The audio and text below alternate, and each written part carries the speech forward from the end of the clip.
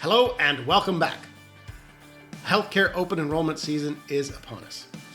Tough choices to make, lots of things happening in this sphere. As always, tax credits and deductions to consider and perhaps take advantage of, important financial considerations to navigate for you and your family. I'm Jay Fagan with the Mattox Group, and for nearly 20 years, we've been helping families and small businesses throughout California and across our country navigate, make great informed choices just like these. So let's get stuck in.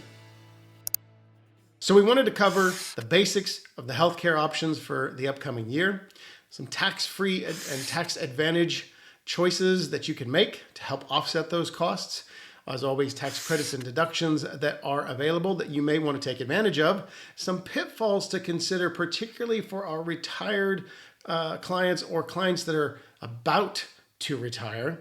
In particular, we'll talk about terrible provision in the government called IRMA. And then some things to consider long-term to help reduce your healthcare costs, improve your healthcare outcomes, and make decisions that you can be much more comfortable with. So if we look at healthcare in America today, I think we can all agree it's not the system we want. For over a decade now, we've been promised that health insurance premiums would go down because more people would be insured, because more people were using the system and taking advantage of preventative healthcare options, that the overall costs would decline. Healthcare in America would be more affordable, more accessible, and quite frankly, just more useful. And I don't care who you are, where you come from, I think we can all agree none of that has come to be true. While we do still have one of the best healthcare systems in the world when it comes to outcomes and access and the quality professionals that are out there helping us every day, as with almost anything over the last decade, it costs more today. It costs more to provide. It costs more to pay for. The entire system, top to bottom, is expensive, and it's not showing any signs of getting cheaper. Health insurance premiums have been rising double-digit numbers year over year. Healthcare access is a challenge as we struggle to keep doctors and nurses and qualified professionals throughout our communities, from the rural communities where there's just not enough money to pay for them, and from the expensive communities where it's too expensive for them to live. Healthcare is a bit of a mess, and we all want a solution. We all want the best outcomes for each other. We don't all necessarily want to pay for it. And in particular, there's some changes this year that have a lot of people fearful and uncertain about what the future is going to hold. In that case, we're talking about the enhanced premium tax credits.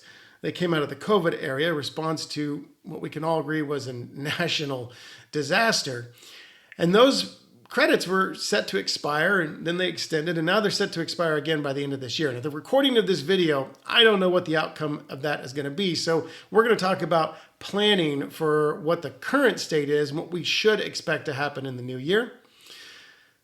Simultaneous to all of these rising costs, people aren't necessarily making any more money. Wages and income have been flat throughout this time. Household expenses have gone through the roof over the last decade, from home prices to groceries, everything, you name it.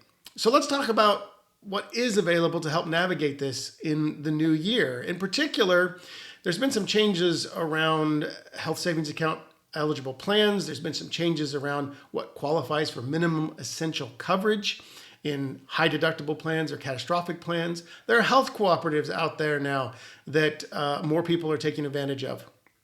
And there are, of course, tax advantage savings accounts that have been expanded. And there is a better understanding of what healthy living actually means and entails, and what we can do each day, small steps, incremental steps, to help us be healthier, to prevent catastrophic medical and healthcare issues, and to navigate a long and vital life here in America. When we talk about our healthcare expenses, we really need to make sure we're paying attention to our budget. At the end of each day, we each have what we take home, our take-home pay. And out of that, we have to pay health insurance premiums for those that don't qualify for subsidized or low or no-cost healthcare options. And let's be honest, that's not a deal, because if you're qualifying for those subsidies or those low and no-cost options, you don't have a lot of money. And not having a lot of money in America today isn't a great opportunity, and it isn't something that we wish upon anyone. In addition, if you can't afford your health insurance premiums, out of that take-home pay, you got to pay your co-pays, you got to pay your deductibles, your patient share of those expenses, and those keep going up year over year. Thankfully, there are some tax advantage saving opportunities that you can consider that help you at least save money on the taxes up front, save that money, help it grow, and use it tax-free for these medical expenses when you incur them. In particular, I'm talking about health savings accounts and flexible spending accounts.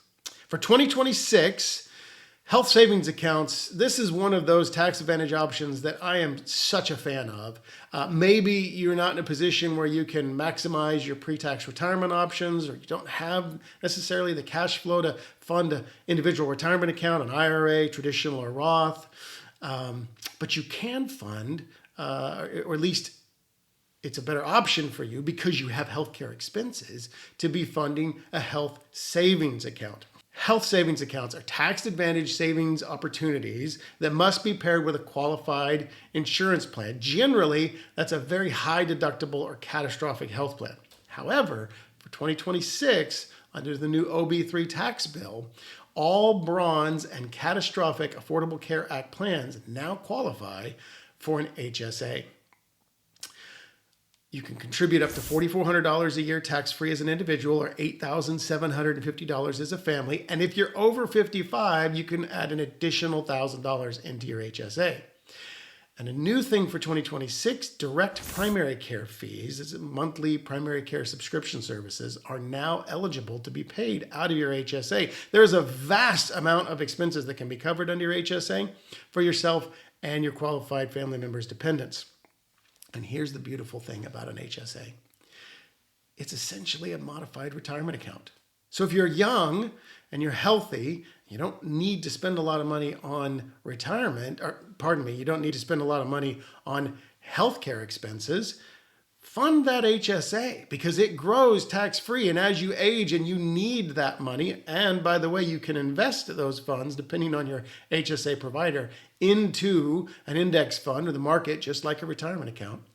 As those funds grow and you age, now you have a sizable amount of money that's available should something catastrophic or just the natural part of aging come into play and you need some out-of-pocket funds.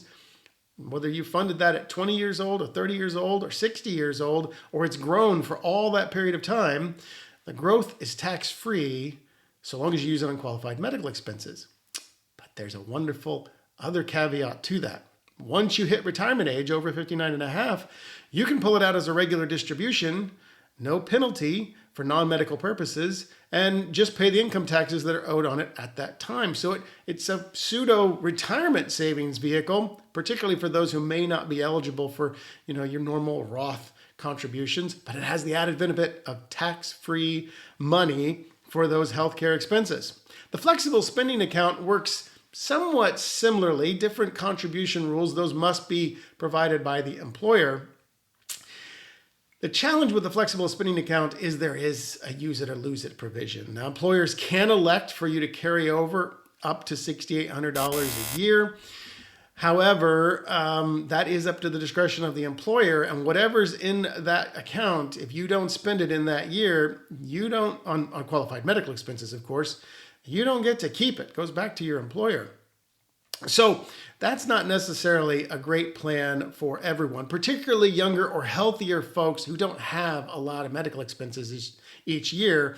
Flexible spending account may not be the best fit. However, if you are someone who does have a fairly stable or known annual out-of-pocket cost for your expenses and a flexible spending account is available to you, I highly encourage you to take advantage of it. Now, if you're self-employed, you own your own business, S corporation, partnership, sole proprietor, there is the self-employed health insurance deduction. This is claimed on your personal tax return. In particular for S corps, you need to make sure that that all gets reported through properly on your W-2 and your K-1s so that it can be reflected accurately on your personal income tax return. But for qualified health insurance premiums, and these premiums can include the business owner or owners, their spouse, and dependents for health, vision, and dental insurance premiums. This can be a very good deduction and one you should take advantage of if you're paying premiums out of pocket. It is limited, however, to your self-employment income. The deduction cannot create a business loss in the tax year. I want to talk about health reimbursement arrangements. These are types of employer health benefits that existed prior to the Affordable Care Act and were actually forbidden when the Affordable Care Act was first passed, but then have since come back. And this is essentially a medical reimbursement account with your employer. It's funded by the employer. And depending on whether it's a qualified small employer health reimbursement arrangement or an individual coverage health reimbursement arrangement, there's limitations on how much the employer can fund, whether you can treat different employees differently or all employees have to be under the same class or category of benefit. In the case of the QSE HRA, the Qualified Small Employer Health Reimbursement Arrangement, for 2026, the limitation is $6,450 for individual plans or $13,100 for family plans. It is limited to employers with 50 or fewer full-time equivalent employees. There is no traditional group health plan provided. Employees must attest that they have minimal essential coverage outside of their work, but it does provide tax-free reimbursement of these qualified medical expenses, including the insurance premiums that they're paying on their own. So for employers where a group plan is perhaps not affordable or not available, or the exchange or private plans are simply just more affordable for the employee base that you have, a QSE HRA could be a good alternative. The individual coverage HRA, ICHRA, has some additional benefits in that there's no limit of the number of employees, and there is no limit on the employer reimbursement amount. However, all employees within the class must be treated equally. You can't have different rules for different employees. Excess funds within the plan may carry over from year to year, depending on the employer's plan and design. Again, no traditional group health plan is provided. Minimal essential coverage must be attested by each employee in the plan. And again, tax-free reimbursement of these qualified medical expenses. Now, the thing that is in the news and is on everybody's minds is the advanced premium tax credits, which for a number of years have provided great benefit to eligible taxpayers. However, they've had their pitfalls. In particular, employees and taxpayers may have signed up for an advanced premium tax credit, but they didn't calculate their income correctly, or maybe their income dramatically changed throughout the year. And then come tax time, they had to repay some or all of that advanced premium tax credit, leaving them in a bit of a lurch at the year end. So as a result of OB3, the extension of the COVID era enhanced premium tax credit, which was set to expire December 31st of 2025, is going to expire as we know it, as of the filming of this video. There is not a plan in place yet to change or modify that. There may be something that will come into place next year, some variation on the current plan. We obviously can't count on that, and we don't have any idea yet what it would look like. So we want to plan for what we know. So the premium tax credit will go back to the ACA rules, which is if you're under 400% of the federal poverty level, you will receive some or all of your healthcare premiums subsidized. If you're over that 400% threshold, you will receive no premium tax credit. As a result of OB3, insurers and exchanges by 2027 are going to have to put in a new income verification scheme to ensure that we don't have this scenario that we've had for a number of years where taxpayers get to tax time and they have to refund or repay the premium tax credits that they had received already. To that point, between now and then, and even when that time comes, be sure that you timely update changes in your income with your exchange or insurer so that you do take advantage of the premium tax credits that are available to you. I encourage you to reach out to your members of Congress and talk to them about your scenarios and talk to them about the situations that are impacting your family with these negotiations. As I understand it, again, at the time of this video, there is at the Senate level, there will be a vote on some piece of legislation. We don't know what will happen in the House, and we don't know ultimately what the outcome of the vote will be. But I can tell you from firsthand experience, calling your member of Congress, calling your state senator, but particularly your member of Congress, getting into their office, sitting down with them. Not every taxpayer has the privilege of time to be able to do that, but those who can, take the time, get one-on-one with your member of Congress, and talk through these scenarios with them and advocate on your behalf and for your community. Now, for my retirees or those about to be retired, there is something very important to be aware of as you're moving towards retirement years, or if you're in your retirement years and you're looking to make changes in your financial situation. Oftentimes we see this here on the Central Coast when a homeowner is selling their much appreciated primary residence in order to move somewhere else, either for healthcare reasons, to be closer to family, children, and grandchildren. And even though up to this point, they've been living on a probably a combination of Social Security, maybe some pensions, little distributions from their tax-advantaged retirement accounts, their income's been fairly stable. They don't have a lot of debt. Now they've got a windfall, a giant capital gain because they sold that California residence. Well, one of the meanest people in the government comes knocking, and that's IRMA, Income-Related Medicare Monthly Amount. It's an adjustment to your Medicare premiums based on your income. And there is a 2-year look-back period, and it can be dramatically affected by unexpected changes in your income, including the sale of a residence, large capital gains on investments. Maybe you bought Netflix back in the beginning and you unloaded, or you bought NVIDIA and it was time to cash out because how long can this market ride? Now we have a substantial capital gain. We're Medicare eligible taxpayer, and IRMA is going to come knocking. As I said, a 2-year look-back period, which gives you an opportunity when this happens, if your income reverts back to normal, to appeal and try to get the penalty eliminated or reduced to some level. But for 2026, the maximum IRMA adjustment is up to $573 a month per taxpayer in additional premiums on top of your ordinary Medicare Part B and Part D premiums. It's $487 penalty max per month for Part B and up to $85.80 max per month for Part D. Fewer taxpayers get impacted by the Part D IRMA, but it does exist, and I want you to be aware of it. So when you're navigating changes in your retirement financial situation, have this conversation with your tax advisor and your wealth managers, your financial advisors. Particularly if you're thinking about selling a residence, you might consider an installment sale, which would reduce your income and in the year of the sale and allow you to take that over a period of time and maybe keep yourself below the IRMA adjustments. I grew up in the rural Midwest, and as my grandmother always said, an ounce of prevention is better than a pound of cure. And so when it comes to healthcare choices and decisions, it's important that we look at every option on the table as we navigate open enrollment, as we navigate our annual healthcare experience, to save money when possible, to take advantage of opportunities throughout the year. In particular, if you're younger or you're very healthy, consider high deductible health insurance plans with lower premiums. Invest the difference. For example, let's say a silver plan on the exchange was going to cost $500 a month, and instead you could get a bronze for $250 with a health savings account. Let's get the $250 plan and invest the $250 a month additional, the savings and premium, into a qualified health savings account. So that can grow for future healthcare needs or just future retirement needs.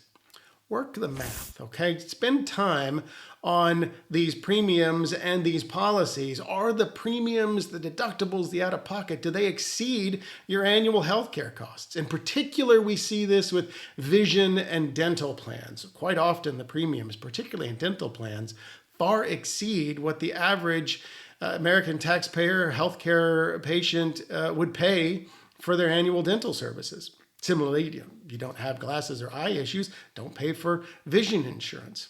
Whenever possible, negotiate with your providers. Ask for the cash pay opportunity. Shop around.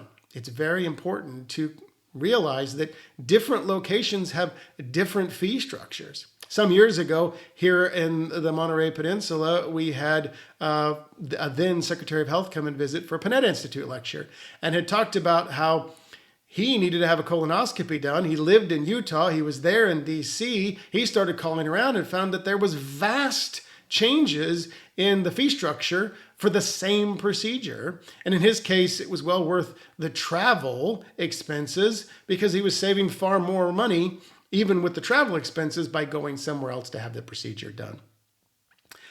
Of course, good health starts at home and with yourself. And as someone who's been on a long-term weight loss journey and a long-term healthcare journey, I can say from my own successes and failures that exploring healthier habits whenever possible is warranted. It improves the quality and the quantity of a life well lived.